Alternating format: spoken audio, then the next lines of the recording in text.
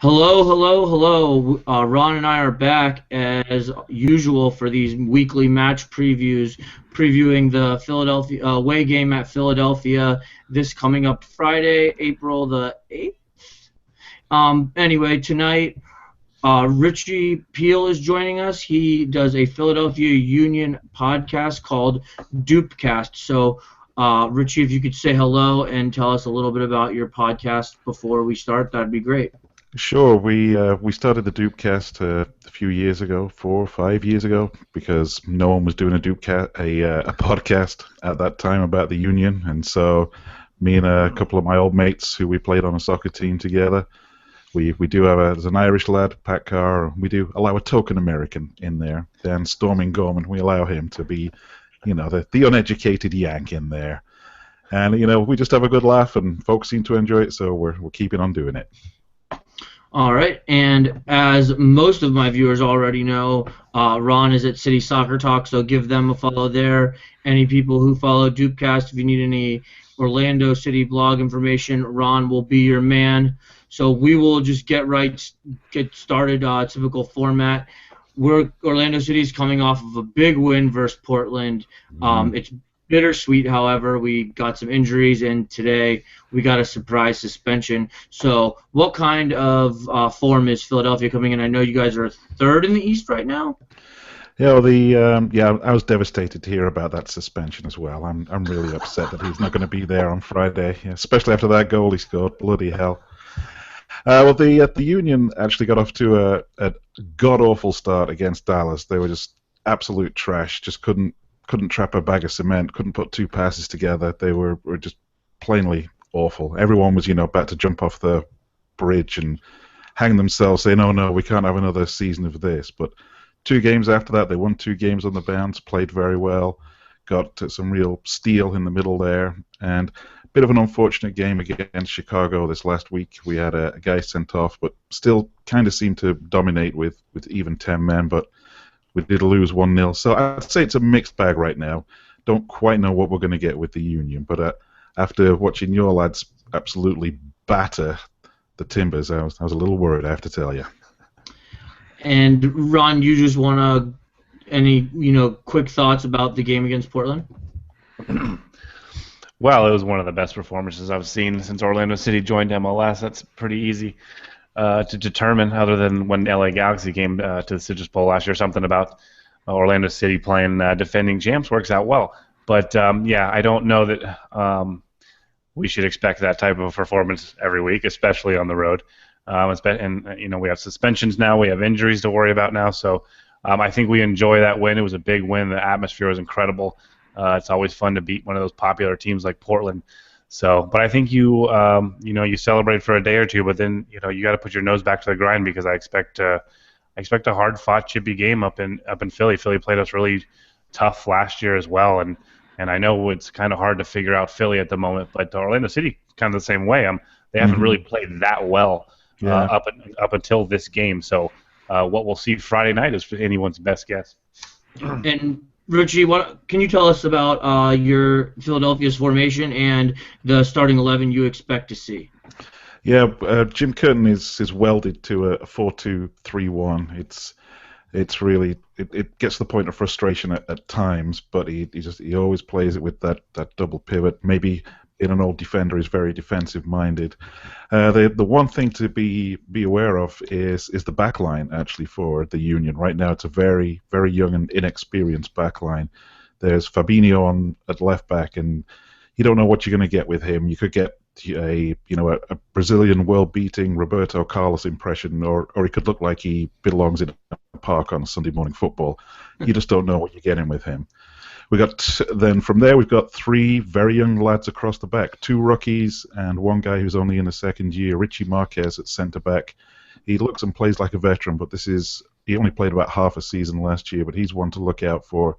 He's a big lad, very good in the air, but he's also very quick, so keep an eye out for him. On the right fullback, we got a very exciting young lad, Keegan Rosenberry, again a rookie. Just came out of college this year, and he's very, very good going forward. A bit dodgy one-on-one, so I'm a little worried of old Ricky Kaká picking on him. Up front, CJ Sapong has been playing out of his skin this season. He's everywhere. He's going to give you all lads a hell of a game at the back there. So whoever's playing centre back, you're going to know they've been in the game with him. He's very big, strong, physical. He fights and fights for every ball. The midfield is where we struggle a little bit. Defensively, we're missing a couple of people. We got players coming back from injury. But one guy to look out for is Brazilian Ilsinho, who's new this year. He previously played at Shakhtar Donetsk, and there's a very nice vine he did of a little elastico and nutmegged the guy in the Chicago game. So he's definitely one to look out for. All right, it sounds like that's pretty clear cut for you guys. I don't think our formation is as clear cut this week. Ron, your thoughts? Well, they started out against Portland in a 4-4-2. Adrian Heath has been willing to change formation almost on a weekly basis this year, and it's worked out quite nicely so far. I think eventually he'd like to settle into something he uses every week. But if I go by the last time Orlando City went on the road up in New York, they went with a 4-2-3-1. And I think that would probably be a smart bet to do this week.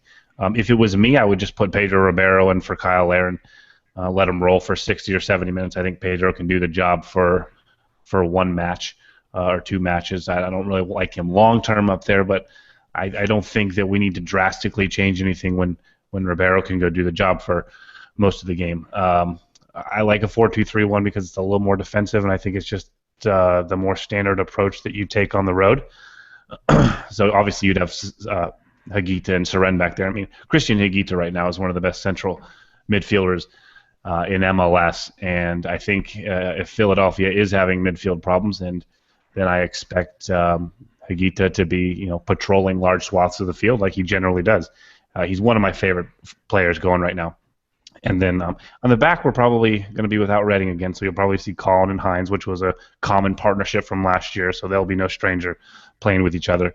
I would assume, Sam, that maybe Luke Bowden should just fill in. I mean, I know he didn't make the team on Sunday night, but it just seems logical that he'd fit right in there for Breck Shea. He has the ability to put the ball, produce real nice deliveries from the left, and Ribeiro can hopefully take advantage of some of that.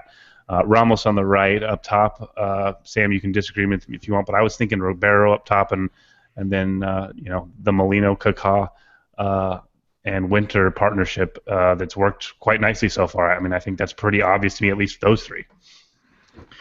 Yeah, I've put some time into thinking about this week's lineup because I don't necessarily know that we're going to come out in a 4-2-3-1.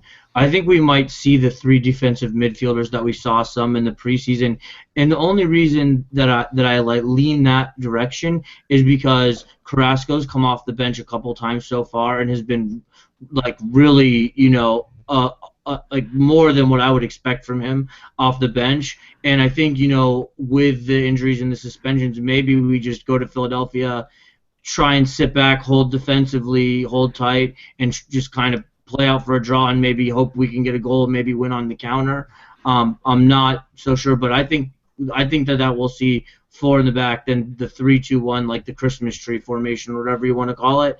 And the top three, I'm really indifferent about. I think we could see any mix and match of the four guys that we have. I agree with you. I don't think we see Nocerino starting again. He didn't even make the team. And then as far as it goes at left back, I don't know how fit Luke Bowden is. There was the Alicia, whatever the girl who's taking over Paul Torino's job, tweeted today that he's just returning to training. I didn't even know he was injured. So I think we could possibly see Kevin Alston there, the guy we got in the supplemental draft from New England. So, and if he comes on, I'm kind of excited to see what he has to offer. I know he's a pacey guy, and I mean he's a survivor. He's a fighter. He's lived through cancer and is still playing Major League Soccer. So if he's on the left, I'm excited to see what he can do.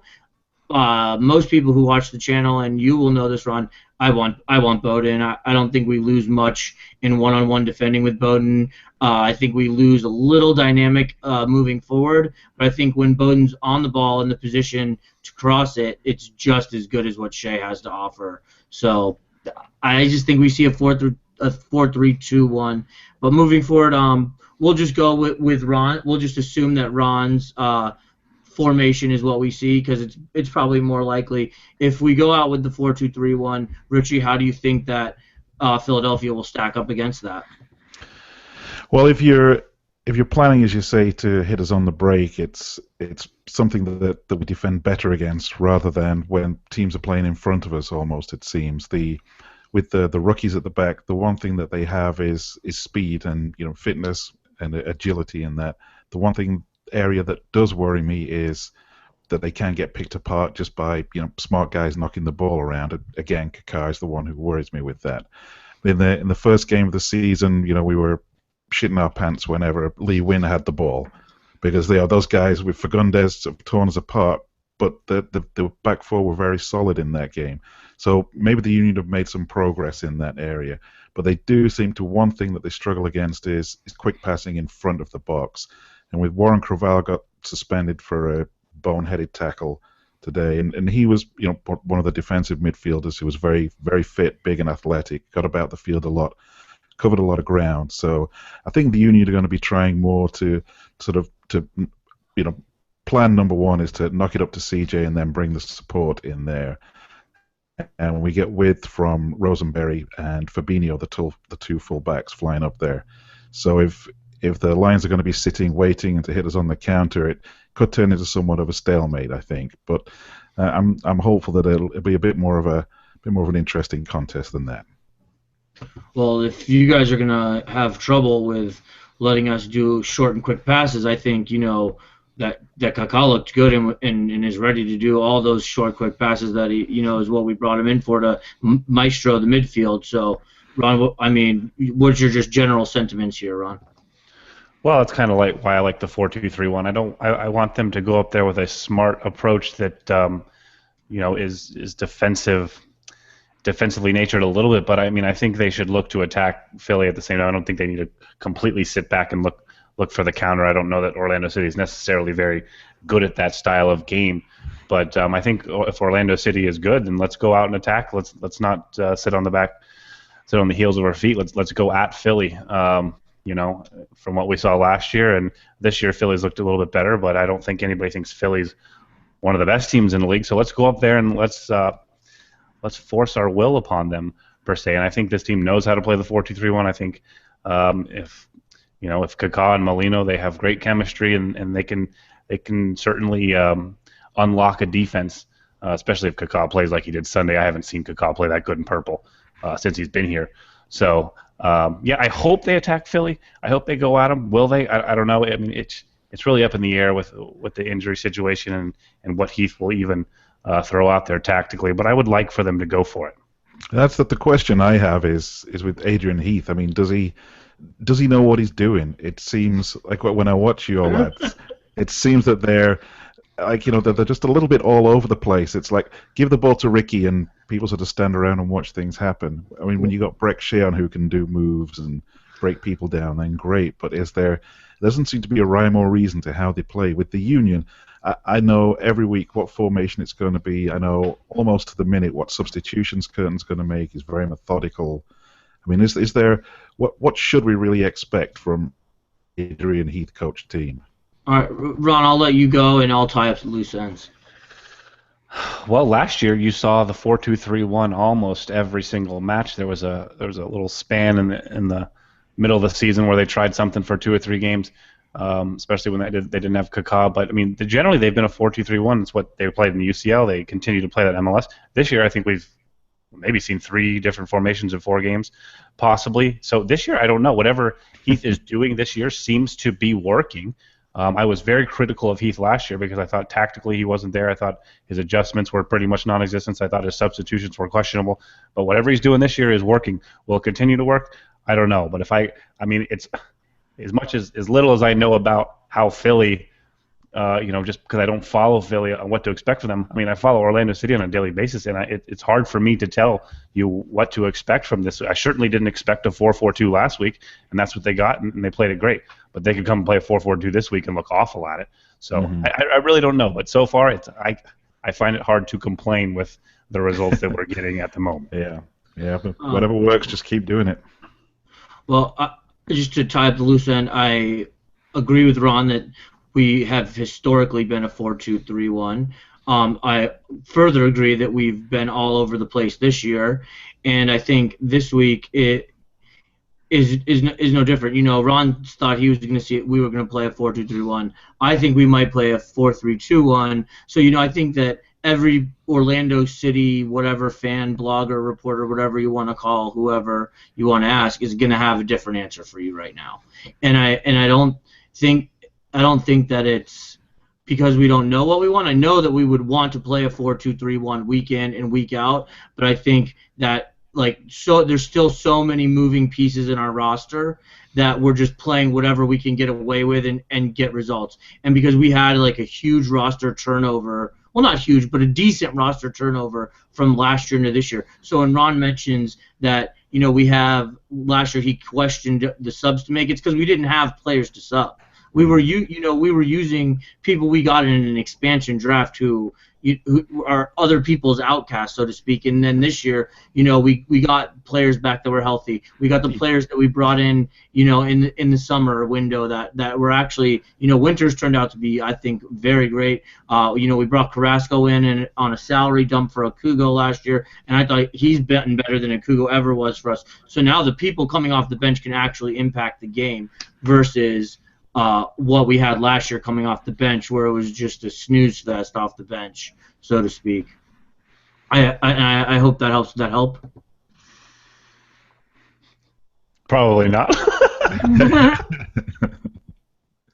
All right. Maybe one area that the Union do have an edge is with the bench, with the likes of Sebastian Latou on there, and we have a couple of guys coming back from injury, Tranquilo Barnetta and Vincent Nogueira. Those two guys, very, very skillful midfielders, and they're guys who are just coming back from injury.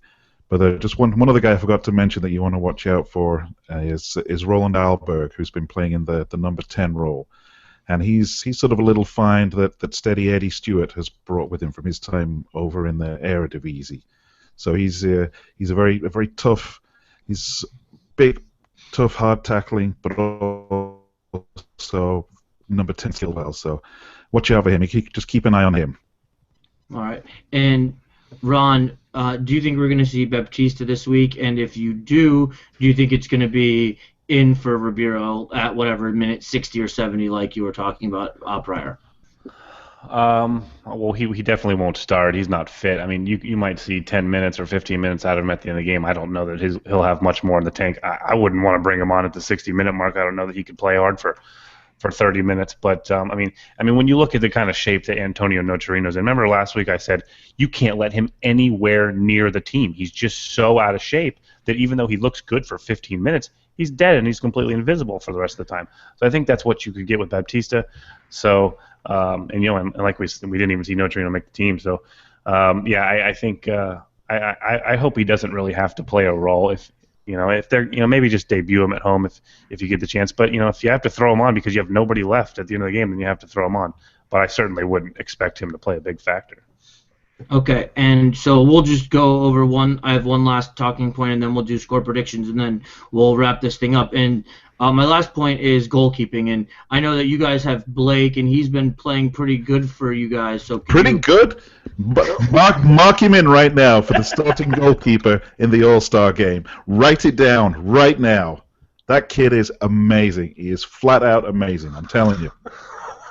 And has he been steady all 4 games? Yeah, absolutely. He makes like the most ridiculous saves, and the big thing that he has going for him, he's sometimes to his detriment in a game like Chicago where they were playing in like a force 10 gale, but he comes out and commands his box very well. So if you guys are going to just knock any crap in the box, he's going to come and claim that, take care of it. But no, he's absolutely, I'm telling you, write it in right now. All-Star game starting keeper. Consider it wrote in my book. So, Ron, and now we've had 2 good games back-to-back from Bendik. Obviously, he's the starter, and obviously last game I think that was his best game. I said that the week before, but I don't think there's any comparison. Just some final thoughts on Bendik. Well, he's been a nice find. I don't think he's been a nice surprise. We didn't expect him to be as good as he's been so far. Of course, we're only 4 matches into the season. There's a long way to go. There's a lot of mistakes that'll probably be made at some point. So, but he's clearly our number one going forward, and he's a good shot stopper. He saves the shots he is supposed to save, and really all from a goalkeeper. You just want to limit the miscues. I mean, there's going to be plenty of goals scored on him that he just has no chance on. So as long as he makes the saves he's going to make, he's probably no Andre Blake, I guess. But yeah, Bendick's not our problem at all. All right. And Richie, did you have any other questions for either of us about Orlando City? Well, the only one I have is who should we be looking out for? Who should we be worried about? Obviously, we know about Ricky, but who else is maybe a hidden gem that we should keep an eye out for? All right. Ron, go ahead, and I'll pick someone different. Well, I would normally say Christian Higuita, but I've already spoken at length about him. I think if you're not familiar with him, you will be after Friday night, or Philly fans will be after Friday night, because definitely will. He's that good, and he's probably definitely not a household name yet, but he's certainly my favorite player on the team. Obviously, you got to watch out for Kaká, and if Molino can get his confidence going, maybe Kevin Molino's that guy to watch out for. He's got a lot of technical quality in the final third. He and Kaká work very well together. He finally scored his first MLS goal last week. It was a PK, but that can only doesn't count. Penalties don't count as your first goal. Yeah, but if it ups that confidence, sometimes that first goal that the floodgates open after that. He always has 1 or 2 quality chances a game, so it's about converting those. Will the penalty kick help that? In theory, hopefully. Does it really matter? Probably not. But if you're looking out for somebody, he will impress you by the end of the game. He's got a lot of skill. And I would have probably picked Molino, to be honest with you, but just to pick somebody different, I think you need to look out for our other wing player, and that's Winter.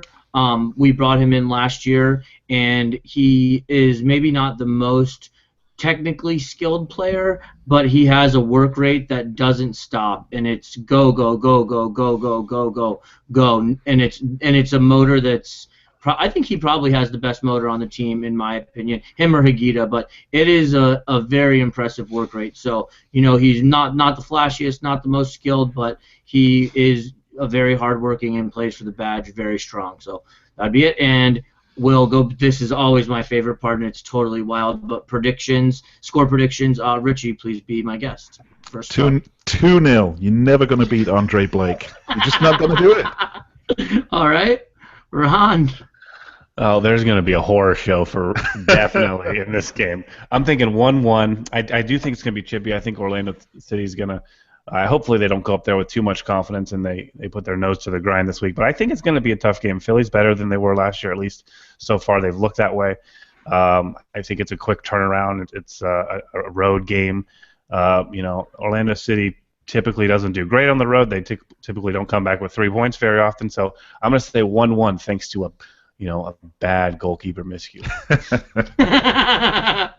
All right, and last time we saw Philadelphia, we were away. We had pretty much had nothing to play for, and we kind of laid down and lost 1-0 on the road. So I think that we have to avenge that. It's early in the season. I think we're trying to set a tempo in the East.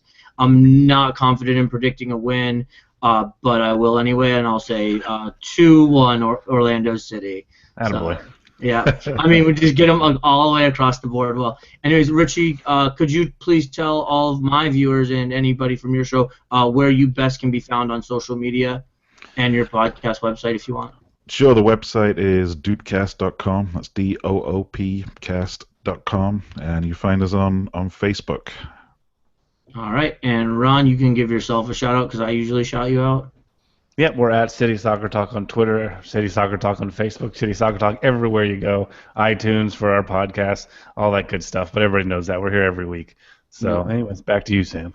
And much appreciated every week, too. Thank you, Ron. And, Richie, I just have one last question for you. What is that name, DoopCast? How did you come up with DoopCast? Yeah, explain Doop for everybody that doesn't understand what Doop means. Yeah. Okay. Well, the genesis of the team back in the Peter Novak days, when the Sons of Ben, which is the fan group which was started actually before we even had a team, they met with Peter and the front office and said, all right, they wanted a song to play as a goal celebration song. And Peter Novak suggested it's Maria by Scooter, and the chorus is, it goes doop doop doop doop doop doop. So from there, Doop was born, and it's just Doop everything. So hence the DoopCast. So All right. thanks a lot, fellas. It's been great talking to you. Yep. Thank you, Richie, and thank you, Ron. All right, guys, that's all for our time, and we thank you for yours. Have a good evening or afternoon. Peace out. See you guys.